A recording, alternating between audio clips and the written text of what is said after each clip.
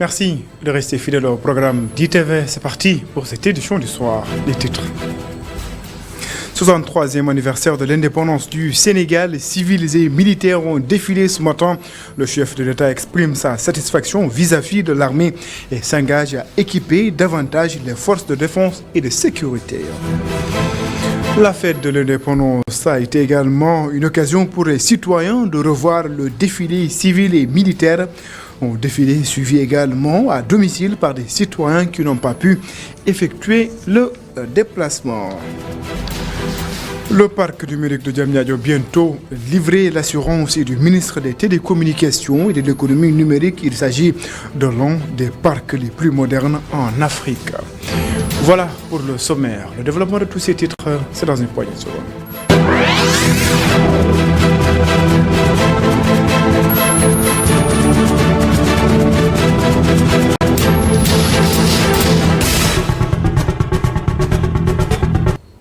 Bonsoir et bienvenue. Célébration du 63e anniversaire de l'indépendance du Sénégal. Dans son discours, le chef de l'État se dit satisfait de l'armée. Il se dit conscient de toutes les menaces qui guettent notre pays. L'État continuera à doter les forces de défense et de sécurité d'équipements modernes et adaptés. Le président de la République promet également d'améliorer le sort des différents corps en charge de la défense et de la sécurité du pays. Et je propose de suivre les explications du chef de l'État. Assurément, nos forces de défense et de sécurité possèdent les capacités propres à assurer la paix et la sécurité dans notre pays. À travers eux et à leur suite, je voudrais féliciter la jeunesse dynamique et vibrante qui a défilé en parfaite symbiose avec les forces de défense et de sécurité. Oui, je suis conscient de toutes les menaces qui pèsent sur notre sécurité. C'est pourquoi je poursuivrai les efforts d'équipement pour doter les forces de défense et de sécurité des matériels toujours plus modernes et toujours plus adaptés aux situations. Bien entendu, je n'oublie pas les personnels qui servent ces matériels. Je salue leur engagement malgré l'univers fait de dangers et de risques propres au métier des armes. Je veillerai continuellement à l'amélioration de la condition matérielle et morale. Lors du défilé de ce 4 avril, certains citoyens ont effectué le déplacement. Ils avaient hâte de revoir le défilé. Ils se réjouissent du contenu et tirent un chapeau aux organisateurs. Voyons tout cela dans ce reportage signé Mamadou Dian et Barasso. Nous avons le détachement de l'armée de mer. Après 3 ans, le défilé du 4 avril revient en militaire, paramilitaire et civil. 4242 forces de sécurité et 1479 civils ont marqué le pas sur l'avenue Charles de Gaulle. Les spectateurs étaient gagnés par la nostalgie du défilé civil. Oui, en fait, c'est vrai que moi-même, dans ma prime jeunesse, j'ai défilé en tant qu'élève. Et vous conviendrez avec moi, quand je vois ces élèves-là marquer le pas, les sensations que j'éprouve. Et c'est vrai que pendant longtemps, nous n'avons pas eu droit à ce défilé des élèves. Mais heureusement, cette année-ci, et je pense que c'est une tradition qui va se perpétuer à l'avenir. Les majorettes, surtout oui, ça m'a vraiment touchée. Lorsqu'elles ont rendu hommage à la dame, ça m'a vraiment touchée. Et la partie que j'ai aimée, c'est les présidents avec les enfants qui passaient là. C'était bien inspiré, les majorettes également. Alors, je suis très contente d'être là aujourd'hui. D'autres anciens hommes détenus jettent leur dévolu sur le défilé militaire. Voilà, en tant qu'aviateur, j'apprécie plus le défilé aérien, comme d'habitude. Mais en tout cas, les troupes au sol, surtout les corps d'élite, en tout cas, ils ont très bien défilé, excellemment. Le défilé motorisé aussi a été vraiment une démonstration de force pour les moyens de défense vraiment que le Sénégal possède. Quoi qu'il en soit, ces spectateurs et invités tirent le chapeau au commandement militaire ainsi qu'au chef d'état-major général des armées. C'était agréable, c'était extraordinaire, franchement. C'est une réussite totale. Et nous faisons monsieur le colonel Mbengue qui a mené tout ça. Et nous faisons aussi monsieur le président de la République, monsieur Macky Sall. Franchement, nous sommes très contents de cette défilé. L'avenue Charles de Gaulle a vibré au rythme des forces armées. Les populations ont très tôt rempli les allées du centenaire pour renouer avec la ferveur du défilé militaire et civil.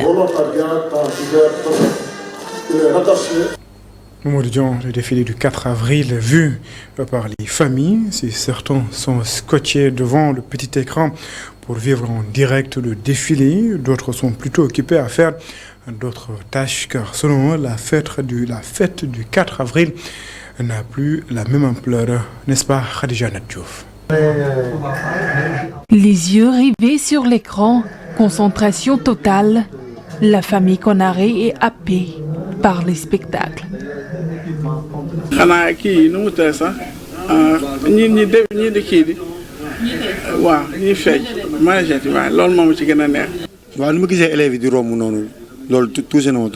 Papa Konaré est impressionné par la détermination qui se lit sur le visage des forces de défense et de sécurité. En les regardant, vous voyez qu'ils sont heureux. Cette fête appartient à tous les Sénégalais, mais particulièrement à nos forces de défense et de sécurité. Vraiment, aujourd'hui, c'est à nous de leur rendre hommage.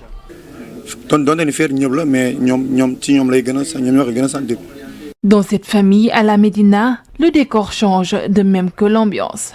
Elles sont tous dans d'autres occupations. Pour cette mère de famille, la fête de l'indépendance n'a plus la même ampleur. 4 avril. Avant, nous regardions les défilés du 4 avril, mais maintenant, nous n'avons plus le temps. J'ai juste vu quelques images en passant, mais nous n'avons pas pris le temps de suivre le spectacle. Monsieur le Président de la République. Le Sénégal fête son 63e anniversaire ce mardi. Le thème de cette année, Forces armées et préservation des ressources naturelles, un défilé grand format qui enchante beaucoup de Sénégalais. So Clean Paysage, c'est le nom de l'entreprise qui s'est chargée de l'embellissement des allées du centenaire pour le défilé du 4 avril. Elle s'occupe donc de l'embellissement du trajet du BRT. Aminata Souba, PDG, donc présidente ou directrice générale de cette société, exprime sa fierté pour le travail accompli. Elle compte redoubler d'efforts pour donner un nouveau visage à Dakar. Aminata Souba, PDG de So Clean, est ici au micro de Mamadou Dian. Ce qu'on peut dire, c'est que l'aménagement, ce n'est pas un aménagement passager, ça fait partie du tronçon du BRT. Donc là, on a privilégié cette section parce qu'il y avait la fête. Et ça fait plaisir de faire cet aménagement. Les gens ont apprécié parce que vu Koloban, c'est un quartier où les gens avaient peur de venir, où ils avaient caricaturé Koloban comme un quartier de bandits. Mais grâce à ce projet et grâce au BRT, quand même, nous avons embelli le Koloban et ça ne va pas rester comme ça. On va continuer de tous les tronçons à partir de Guédiawaye jusqu'à Petersen. Donc voilà, c'est le BRT. Donc je suis très fière de faire l'aménagement paysager. Je suis très fière de faire les plantations à Koloban. Donc là, les gens apprécient. Ça veut dire qu'ils veulent de bonnes choses. Et vraiment, je félicite le chef de l'État. Je félicite aussi AGEROUTE et l'entreprise So Clean, qui est mon entreprise dont je suis la directrice. Kaolack a également célébré le 63e anniversaire de l'accession du Sénégal à l'indépendance. 3130 civils et militaires ont défilé sur l'avenue El Hadj Ibrahim Niass. Les autorités administratives saluent l'organisation. Adamassar et Astumbaye. L'avenue El Hadj Ibrahim Niass a accueilli le défilé du 63e anniversaire de l'accession du Sénégal à l'indépendance. Une occasion pour le commandant de la zone militaire numéro 3 de magnifier l'organisation.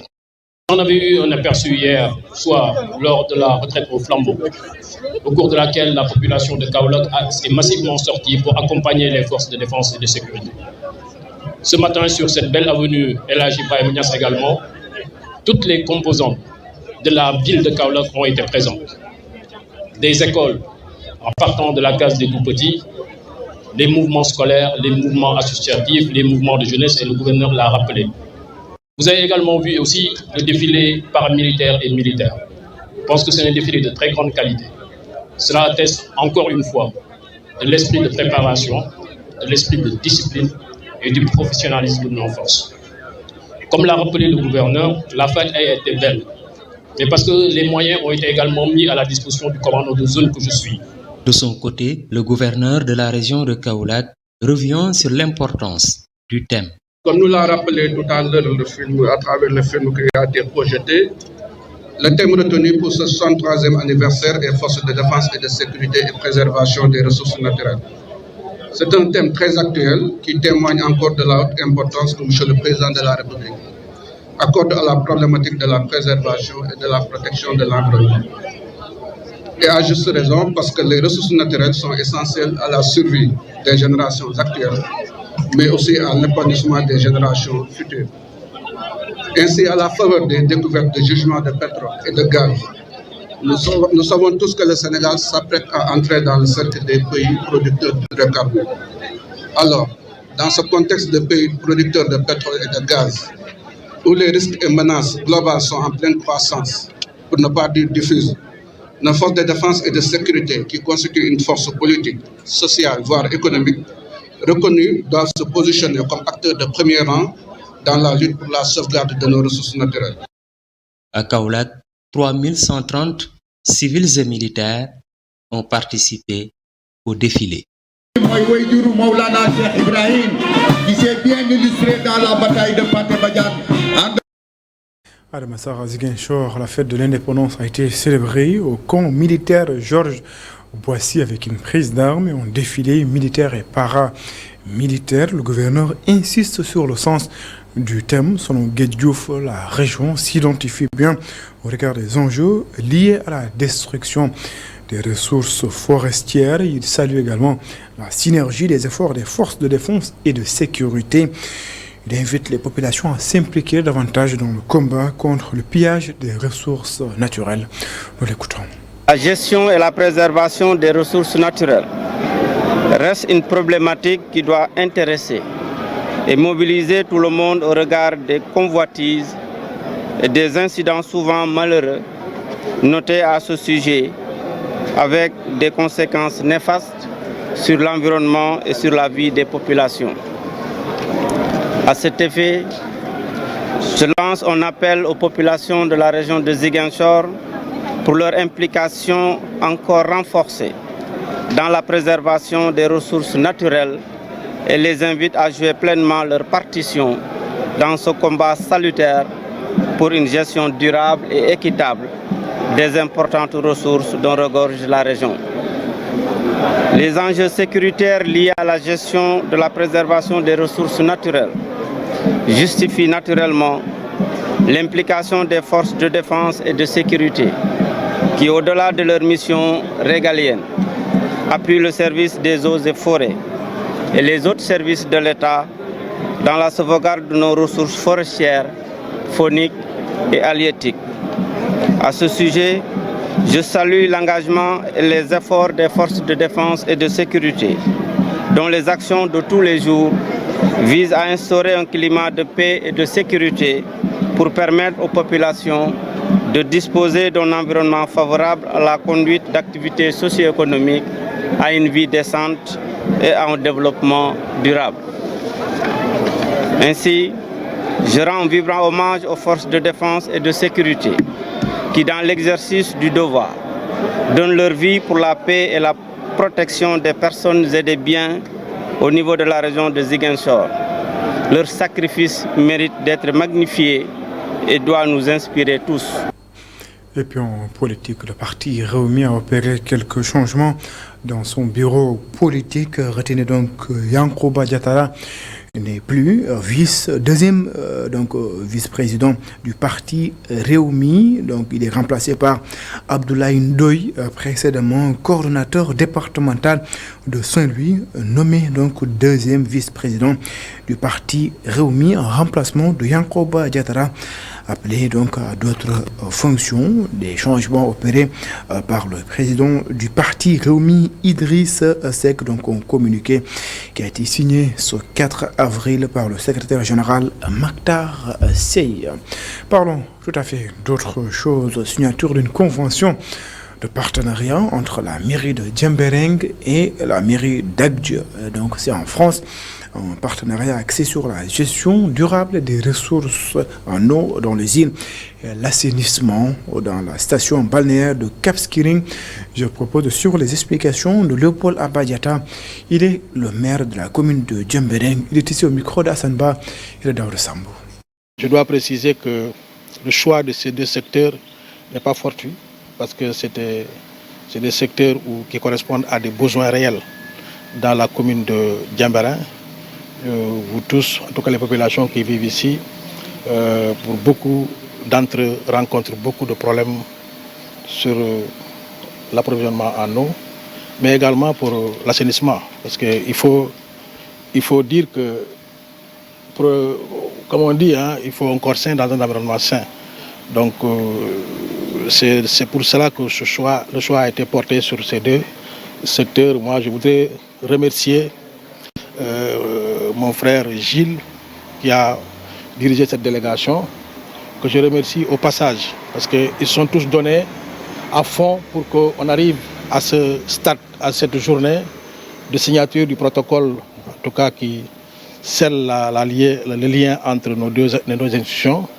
Et j'ai beaucoup d'espoir pour, en tout cas, l'avenir de nos deux communautés parce que les questions qui sont adressées, je crois que touchent leur vie au quotidien. Je voudrais saisir l'occasion également pour remercier l'équipe municipale de la commune de Djembereng qui, depuis le départ, a travaillé d'arrache-pied à ce qui nous a amené à la signature de cette convention. Je le disais en titre, le ministre des Télécommunications, donc de l'économie numérique, a visité le parc de technologie numérique de Diamniadio. Des travaux vont être livrés avant la fin de l'année. Il s'agit de l'un des parcs les plus modernes en Afrique.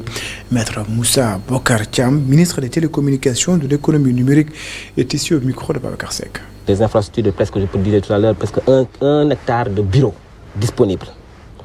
Ce qui veut dire qu'effectivement, et puis en plus de cela, nous avons un parc vert. C'est le projet le plus vert de Diamniadio. C'est le projet le plus connecté de Diamniadio et c'est le projet le plus vert de Diamniadio. Et donc c'est un exemple vraiment qui place notre pays vraiment dans une sphère manifestement d'avancée notoire par rapport à nos voisins, par rapport à l'Afrique de l'Ouest, par rapport même en Afrique. Donc ça c'est très important. Deuxième élément qui faisait que l'objet qui justifiait ma visite, c'est de voir dans quelle mesure effectivement que les travaux vont être finalisés pour qu'effectivement son excellence président de la République puisse effectivement dans quelques mois venir inaugurer et mettre à la disposition du peuple sénégalais, à la disposition de l'écosystème, à la disposition des entreprises, des petites et moyennes entreprises, de l'écosystème numérique, ces ouvrages. Et je suis vraiment fier de ce que je trouve comme la haute technologie au niveau de ce parc. Donc vous avez un data center de dernière génération, certifié Tier 3, qui sera certifié bien sûr Tier 3. Nous avons vu les équipements de refroidissement de dernière génération, qu'on ne voit nulle part dans la sous-région. Nous avons nos 3 tours qui sont équipés. Nous avons toute la dernière technologie qui s'y trouve. En plus, nous avons un aspect surtout écologique très important. Une dizaine de villages de la commune de Pire ont été électrifiés. Les populations saluent l'initiative. Ils poussent un ouf de soulagement après plusieurs années. Isidore Alexandre Sen. 1, 2, 3. Ils poussent un ouf de soulagement. Ils, ce sont les habitants du village d'Endom dans la commune de Pire. Cet homme parle au nom du chef de village. C'est un grand jour pour le village de Ndom. Ndom n'a jamais bénéficié d'électricité depuis son existence. Et vous voyez que cette doléance a été émise depuis le régime du président Abdou Diouf. Mais il s'est trouvé qu'elle s'est réalisée sous le magistère de notre fils, notre frère Mamadou Ndoye Bane. Qu'il en soit remercié et nous l'encourageons. Il l'avait promis. Il l'a fait. Puisse le Seigneur continuer à l'assister dans cet excellent travail qu'il est en train d'effectuer pour les populations de Pire. À l'image de Ndom, d'autres villages n'ont jamais bénéficié d'électricité. Un vieux souvenir, la commune vient ainsi de sortir des ténèbres des milliers de populations. Sentiment de fierté pendant la campagne. Nous étions à ses côtés pour l'accompagner. Après sa victoire, il dira, les mains sur sa poitrine, que je vais allumer les lampes. Et enfin, il alluma les lampes à Ndom. C'est un sentiment de grande satisfaction, de grande fierté. C'est une grande révolution. Voilà ce que je sens en tant que porte-parole du maire. Oui, le nombre, comme l'a souligné tout à l'heure le maire, nous sommes à 22 villages. Dans le cadre des activités du PUDC. Parce qu'il y a deux dimensions qu'il faut souligner. La première dimension, c'est le PUDC et l'autre, c'est la Sénélec. Sur le terrain actuellement, là où nous sommes, c'est le PUDC. Et les villages qui seront électrifiés et allumés demain, c'est toujours dans le cadre du PUDC. Au cours de la cérémonie, d'autres doléances ont été mises sur la table de la commune, notamment le désenclavement de certaines contrées jusque-là difficiles d'accès.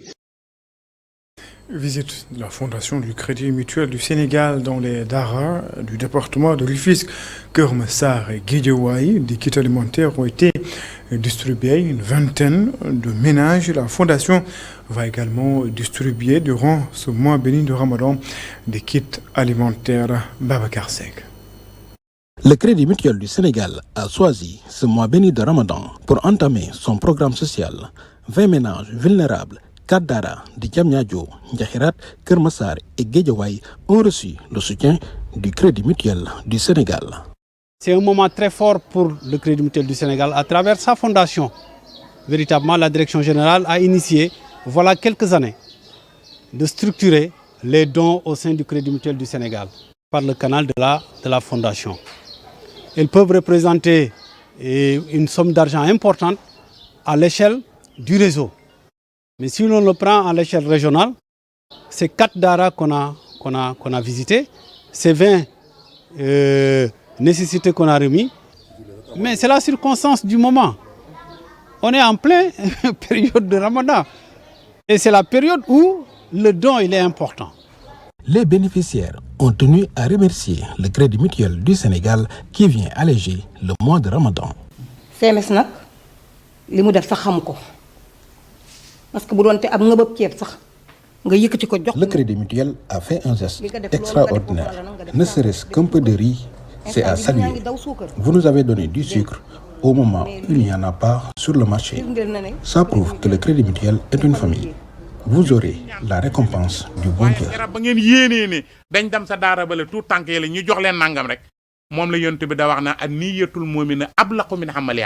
Avec ce soutien aux nécessiteux, le Crédit Mutuel du Sénégal répond à sa vocation de structure communautaire. En fait, c'est traditionnel chez nous.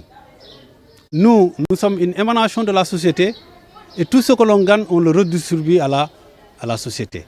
Nous sommes une coopérative. Donc tout naturellement, les revenus que nous tirons de notre activité est redistribué à cette communauté-là. Nous ne sortons pas de notre cadre, de notre ADN. Durant tout le mois de Ramadan, toutes les agences du Crédit Mutuel du Sénégal vont distribuer des ndogou aux fidèles musulmans.